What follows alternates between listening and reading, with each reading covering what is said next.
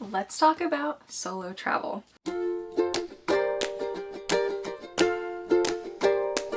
I know for a lot of people that can be kind of intimidating, and it was for me when I first started, so I'm going to share some of my favorite tips to help you get out there and explore. If this is our first time meeting, my name is Mariah. Welcome to my channel. I hike and travel all across the US, and in 2023 I took a big cross-country road trip that literally changed my life. So in this video I'm going to share 6 tips that helped me get out there and feel safe. Without further ado, let's get into it. Number 1, and this is probably the biggest one, go somewhere you're comfortable with. Now obviously you're not going to be comfortable in every area. There's definitely some areas that I was like, I don't know about this, you know. Something that helped me, I lived close to Smith Rock State Park and I would just go there all the time. I started out going with some hiker friends from Hiker Babes, Oregon, and we would go out there and explore, and then eventually I was like, okay, I can go here on my own. I know the trail, I have service here, I can totally do this by myself. So obviously I let family members know where I was going, and then I would head out and just have the best time, you know, my thoughts to myself and just taking my own time, taking photos when I wanted, and it was beautiful. So that is probably the biggest tip that I will give you, is go somewhere that you know to start out with. Go somewhere that you've been, either with people or with friends, by yourself, with your dog, whatever. Just go there, do it a few times, and that will help you. Number 2, let somebody know where you're going and share your location with them. This is probably another big thing that helps a lot of people feel more at ease, especially because you hear so many stories of people getting lost or stuck and people not knowing where they were. But typically you hear some stories, especially recently in Oregon, like this was their last pinged location, this is where they told me they were going, this is when they said they would be back, they're not back yet.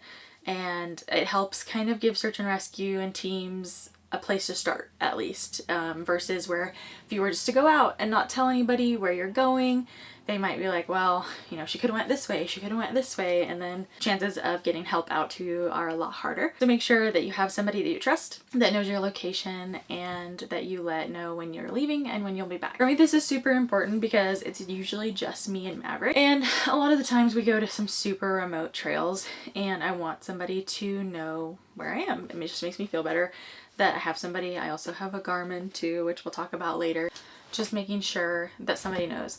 For me, that's my mom and dad. They both have my location on, and usually I tell them, hey, I'm heading out in this general area. This is when I should be back. If you don't hear from me, send help. And I also have a couple of close friends that have my location on as well, just because they're also hikers, and so they could get out to me versus where some other people couldn't. That brings us to number 3, bring some form of self-protection. And I know this can be kind of a tricky topic and not everybody feels safe carrying certain things. Totally up to you. Whatever you feel comfortable carrying is what you should carry. For me, I have a dog that's pretty vicious towards sketchy people. I also carry pepper spray and bear spray, and a pocket knife, which is also just for everything else. If I ever needed to cut rope or build something, I have that. But it's also self-defense, right? There's other people that have different things that they carry. Some people carry bee spray. You can check your local state gun laws and see what is available to you there if you're comfortable and are trained on how to use a firearm. And that's the most important thing with rule number 3, is never bring something that you don't know how to use or you are uncomfortable using. I know in situations like that, your heart rate gets going, the adrenaline's pumping, anything can happen, you're not really sure what to do.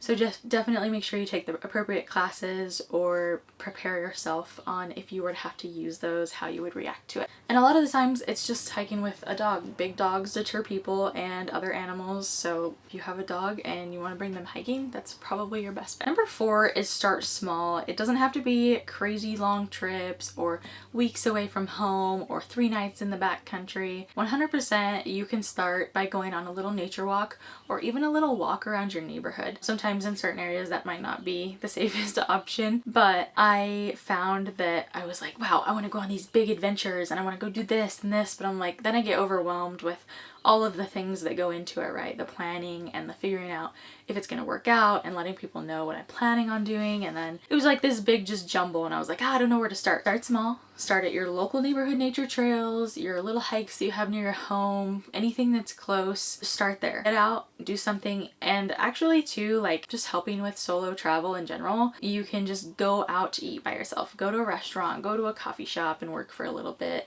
Do anything like that that'll help break the sense of having to be with somebody, because that'll really help you be like, okay, I can do this. I navigated my way through here. I can navigate my way out in the woods, etc., etc. I highly recommend doing that. I love taking myself on little solo adventures. It's probably one of my favorite things to do. And obviously now I have Maverick, so I bring Maverick with me pretty much everywhere. And so I don't always feel solo when I have him, but a lot of people would still consider it solo because he's not another human, right?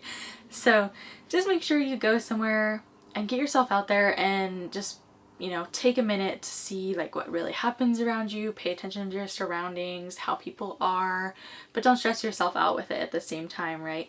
Make sure that you're enjoying yourself and just staying aware of your surroundings, and you should have a phenomenal time, and it will help you with your success in the wilderness. Number 5 is be prepared. Bring your 10 essentials. A lot of people don't know what the 10 essentials are, and I didn't either. When I first started, I was like, what? 10 essentials? Like, what is that? So I actually wrote a blog post kind of explaining further in detail all of the 10 essentials, and I will link it somewhere up here so you can check it out. But I'm going to very briefly, very quickly go over what the 10 essentials are, and I have them written down on my little notepad so I don't forget. Number 1 is navigation.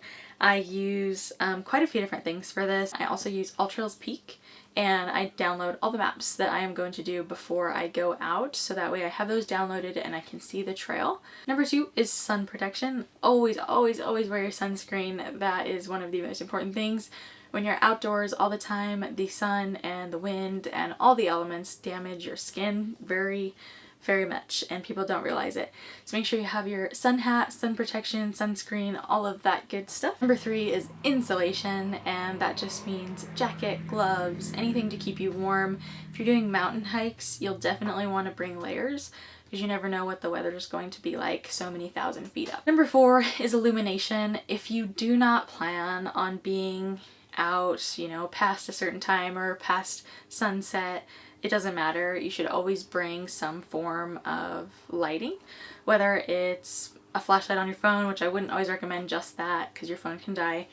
Make sure you have a headlamp or a little flashlight or something super light that you can throw in your backpack, because things happen and sometimes you get deterred or spend too long out there, and the next thing you know, it's sunset and you're hiking down kind of in the dark. Make sure you always have something to help you down. Number 5 is first aid. I have a little first aid kit with all of the things in it.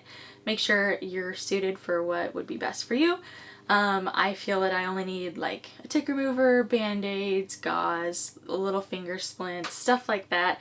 For small emergencies, I don't carry anything for, you know, super big emergencies, but I am prepared to help with the small things. Number 6 is a fire starter. I always carry matches, and I recently got this little electric like match thing. I don't know how you say it. I'll put a picture of it right here, but it's so cool and it helps start a fire pretty much anywhere. So I use that, and it comes with its own little putty. Number 7 is repair kit. So this can go for anything like duct tape to tape your shoe up if it were to come apart on your trail. Anything for like, you know, a patch for a jacket or something like that. Just make sure you have some little essentials and a pocket knife that you can kind of rig something together if you ever need it. Number 8 is nutrition. Make sure you always, always, always bring more food than you think you'll need. It's important to pack high protein and high calorie foods. That way they fill your body. A lot of people tend to, I think, stick to like super healthy and super light foods, but when you're hiking, you burn a lot more calories than you think you do, and you want to make sure that you have enough fuel to get you back to your vehicle. Number 9 is hydration. This one is one that I need to work on, and I know that I should be better about it, but I'm just not. So you always make sure you have water and a couple of packs of electrolytes, whatever you choose. I like LMNT and Salty. And those are ones that I always have in my bag. I just keep a couple in there in case. You can also, I wouldn't recommend this, but you can also take them dry if you like need some instant hydration. So we keep all those in our pack for just if we needed them, or if it's a super hot day, it's just a good idea to have that all in there. Also, you can bring a water filter for your hydration too. They have little Sawyer micro and mini squeezes that are super tiny that you can just attach up to a smart bottle and drink right from there, which is super helpful. and I use that for backpacking as well. And then number 10 is an emergency shelter. I keep a little tiny emergency bivvy in my hiking pack. A lot of people don't really think that this is necessary, and it may never be. You may never have to use it, but most of them are like $5 to $10, and if it's something that could save you from getting soaking and wet and cold, or you know, not have any coverage for the night, if you have to stay out on trail overnight unexpectedly, it's worth the $5 or $10 to me, even if I never use it. Just having that peace of mind, like if I get lost, if I get stuck out here, I at least have a little bit of coverage to keep me kind of warm. And a lot of people throw like a little tarp in their bag too. I don't have that, but definitely a good option. So those are the 10 essentials that you should have, and I'll put a big old master list right here so you can screenshot it. And make sure that you just have all of this with you. You don't have to carry all of it for every single hike. You know, use your knowledge of the area and the terrain and read recent reviews just to see what you might need. Definitely a good idea to have most of those things in your packs though. And then my last and final tip for solo traveling and hiking is just get out there. It is so difficult, and you can be so in your head when you're like, oh man, I really want to go do this trail, but nobody wants to go do it with me. I'm never gonna get to go see it because my friends never want to go. Whatever it might be, just get out and do it. Start small. Like I said earlier in the video, my biggest thing is if it doesn't challenge you, it won't change you, right? So make sure that you're doing something that's challenging yourself, but do it safely. And these tips can help you do that. For me personally, hiking quite literally changed my life. It changed the whole trajectory of my life. I never thought that I would be this big hiker and love to be outside in that way. And it's just, if I wouldn't have started going by myself, I probably would have not kept hiking. Like I would not be here doing what I am doing today. It would have been way different. So I am super grateful for the opportunity to solo travel and hike. And not to say that all you need is solo traveling, right? You can definitely meet friends that are like-minded and want to go do the same things that you want to do. There's lots of people out there that are looking for a community. It's just a matter of joining those groups and engaging with those people. And Instagram is a great way to find people in your area. There's tons of Pacific Northwest gals and guys that love to hike, photograph, camp, all of that stuff, and networking is something that will come in handy when you're trying to do all this. So yeah, those are some tips, and I hope they encourage you to get outside and travel and hike on your own and explore what this beautiful world has to offer. If you've been on a trip recently where you're like, this was just awesome, even if you weren't solo, I want to know about it. Let me know down below and show me some pictures. Now, let's get adventuring, and I'll see you in the next one.